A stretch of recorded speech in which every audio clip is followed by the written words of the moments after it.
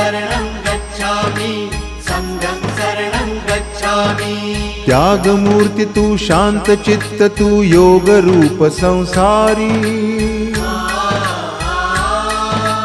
दया प्रेम अन मानवतेचे प्रतीक तुझी ईश्वरी।